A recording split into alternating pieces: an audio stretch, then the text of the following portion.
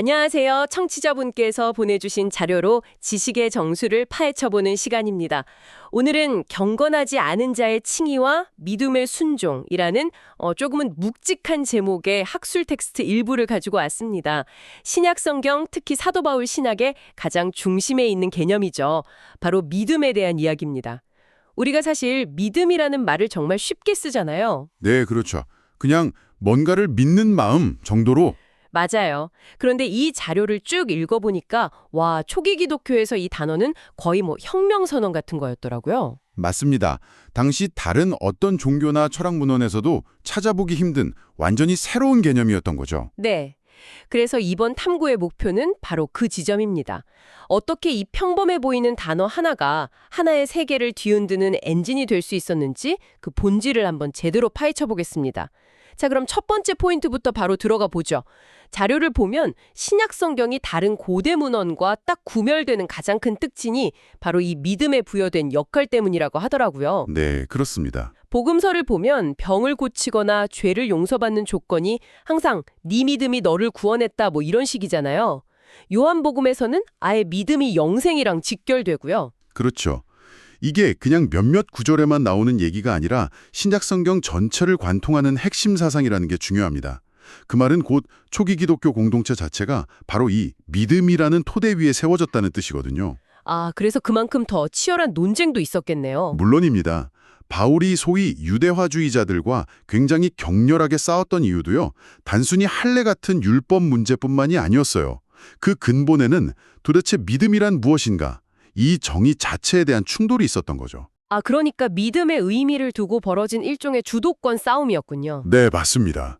그런데 정말 재미있는 건요. 그렇게 치열하게 싸우면서도 정작 신약의 저자들이 자, 믿음이란 이런 겁니다 하고 친절하게 정의를 딱 내려주지 않아요. 정말요? 네, 그냥 그 믿음, of faith 이렇게 툭 던지는 경우가 많아요. 이건 당시 그리스도인들 사이에 이미 그 믿음이 가리키는 내용에 대한 뭐랄까 강력한 공감대가 있었다는 걸 암시하는 거죠. 일종의 암호 같네요. 그 믿음이라고만 해도 서로 다 알아듣는. 그럼 그 공감대의 핵심 내용은 뭐였을까요? 자료에 따르면 거의 예외 없이 십자가에 못 박혔다가 부활한 그리스도였습니다. 이게 바로 초기 기독교인들이 공유했던 믿음의 구체적인 내용이자 모든 것의 출발점이었던 셈이죠. 그렇군요. 그냥 막연한 신념이 아니라 아주 구체적인 사건에 대한 믿음이었네요. 자, 여기서부터 이야기가 정말 흥미로워집니다. 바울에게 이 믿음은 우리가 흔히 생각하는 신을 의지하는 마음, 이러던지 어떤 종교적인 감정 같은 게 아니었다고 합니다. 바로 그 지점이 바울 신학의 핵심입니다. 감정이 아니라는 것. 그럼 뭔가요? 바울에게 믿음은요, 인간 쪽에서 만들어내는 어떤 심리 상태가 아니에요. 오히려 정반대죠. 하나님 쪽에서 일으키시는 사건에 가깝습니다. 자료에서는 이걸 복음을 통한 하나님 자신의 역사라는 조금 어려운 표현을 썼는데 쉽게 말하면 하나님이 직접 우리 안에서 일으키시는 작업 같은 겁니다. 하나님이 하시는 작업이요. 조금만 더 설명해 주실 수 있나요? 네, 예를 들어 볼게요.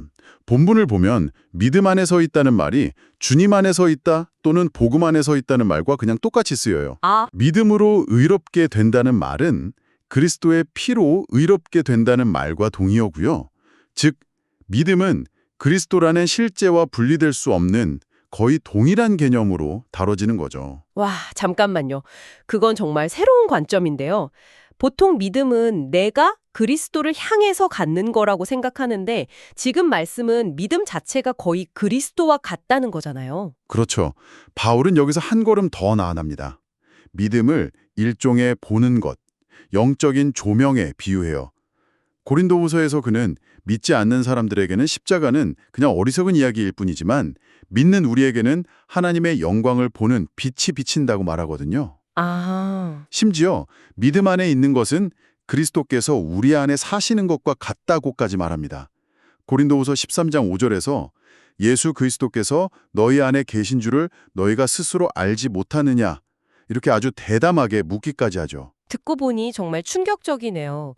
믿음이 내가 막 노력해서 얻는 게 아니라 하나님이 빛이 있으라 하시듯 우리 안에서 일으키시는 새로운 창조와 같다는 말씀이시군요. 정확합니다. 그래서 바울은 믿음을 인간의 행위, 즉 워크와 철저하게 구분했던 겁니다. 바로 그 지점에서 궁금증이 생깁니다. 믿음이 인간의 행위가 아니라면 우리의 행동과는 도대체 무슨 상관이 있는 걸까요?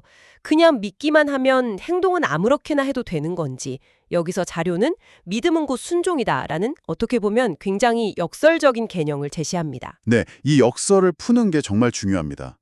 믿음하고 순종은 보통 반대말처럼 생각하기 쉽잖아요. 그렇죠. 믿음은 은혜의 영역, 순종은 뭔가 노력의 영역처럼 느껴지죠. 맞아요. 그런데 신약 성경은 이 둘을 거의 동의어처럼 사용합니다.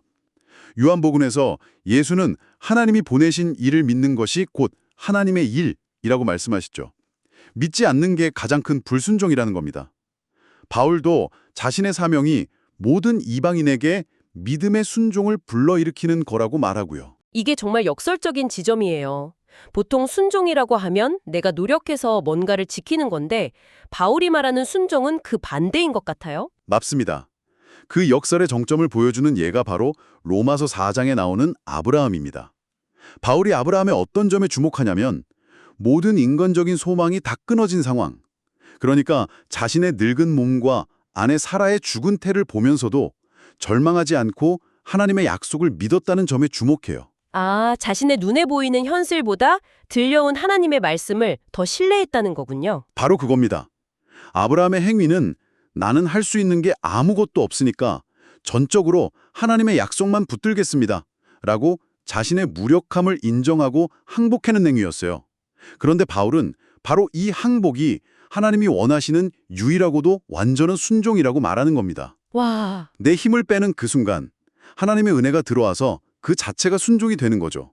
이건 단순한 지적 동의를 넘어서 하나님을 진짜 하나님으로 인정하는 전인격적인 행위인 셈입니다. 알겠습니다. 그럼 믿음이 이렇게 내면에서 일어나는 전적인 신뢰이자 순종이라면 이게 그냥 머릿속 생각으로만 끝나면 의미가 없지 않나요? 바울도 그 점을 생각했던 것 같은데요. 이 믿음이 어떻게 행동으로 이어지는지에 대해서도 이야기하죠. 물론입니다. 자료는 갈라디아서 5장 6절을 인용하면서 믿음은 사랑을 통해 역사한다고 말합니다. 여기서 사랑은 그냥 믿음에 뒤따르는 어떤 훈훈한 감정이나 감사의 마음 정도가 아니에요. 그 손에 들린 그리스도가 다른 사람들 눈에도 보이게 만드는 구체적인 행동인 거죠. 믿음과 사랑은 동전의 양면처럼 딱 붙어 있는 겁니다. 와, 그 비유 정말 와닿네요. 자, 그런데 여기서 한 걸음 더 들어가서요. 자료가 예수 그리스도의 믿음이라는 표현을 둘러싼 아주 흥미로운 신학 논쟁을 소개합니다. 네, 이게 약간 번역의 묘미 같은 건데요.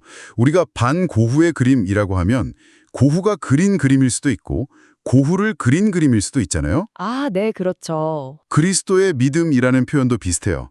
이게 우리가 그리스도를 향해 갖는 믿음, 그러니까 우리의 믿음을 말하는 건지 아니면 그리스도께서 직접 보여주신 믿음, 즉 그의 신실함을 말하는 건지 신학자들 사이에서 의견이 좀 갈립니다. 흥미롭네요. 후자의 견해는 우리가 구원받는 이유가 우리의 믿음 때문이 아니라 십자가에서 보여준 예수님 자신의 그 신실한 순종 덕분이다. 이런 의미가 되겠군요. 맞습니다. 굉장히 매력적인 해석이죠. 하지만 이 자료의 저자는 전통적인 견해, 즉 이것이 그리스도에 대한 우리의 믿음을 의미한다고 주장합니다. 근거가 있겠죠? 네, 몇 가지 근거를 드는데요.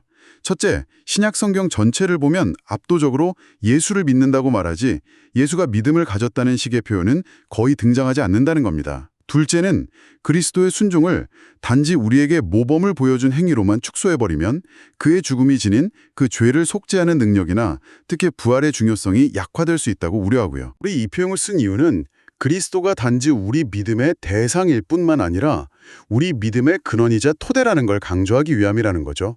그러니까 믿음이라는 것 자체가 그리스도와 함께 이 세상에 비로소 나타난 새로운 실제다. 이걸 말하고 싶었다는 겁니다. 알겠습니다. 이제 거의 마지막 퍼즐 조각에 다다른 것 같은데요. 율법의 행위와 상관없이 오직 믿음으로 의롭게 된다는 바울의 가르침은 너무나 유명합니다. 그런데 바로 그 바울이 로마서에서는 모든 사람이 각자의 행위에 따라 심판받을 거라고도 말해요. 이건 정말 한 입으로 두 말 하는 것처럼 들리는데 어떻게 이해해야 할까요? 네, 이 긴장관계야말로 바울 신학의 하이라이트라고 할 수 있습니다. 그리고 이 자료는 바울이 모순된 주장을 하는 게 아니라고 명쾌하게 설명합니다. 핵심은요, 바울이 말하는 율법의 행위와 심판의 근거가 되는 행위가 서로 다른 종류의 행위라는 걸 이해하는 데 있습니다. 다른 종류의 행위라고요? 네, 율법의 행위는 하나님 없이 내 힘으로 의로워지려는 모든 시도를 말합니다. 자료에 따르면 타락한 인간은 이런 행위로는 결코 율법의 정신, 즉 하나님과 이웃에 대한 진정한 사랑을 이룰 수가 없어서 실패할 수밖에 없어요. 반면에 믿음은 뭐라고 했죠? 그리스도께서 내 안에 사시는 상태라고 했죠. 아, 그렇다면 믿는 사람에게서 나오는 행위는 더 이상 내 힘으로 하는 게 아니라는 건가요? 바로 그겁니다. 믿는 자에게서 나오는 행위, 즉 사랑의 행위는 더 이상 그 자신의 불완전한 노력이 아니라 내 안에 사시는 그리스도로부터 흘러나오는 자연스러운 열매가 되는 거죠. 뭐 비유를 들자면요. 어떤 사람이 관계를 얻으려고 억지로 선물을 사다 바치는 것, 이게 율법의 행위라면 이미 깊은 사랑의 관계 속에서 자연스럽게 선물을 주고 싶어지는 것, 이게 믿음의 행위랄까요? 그렇군요.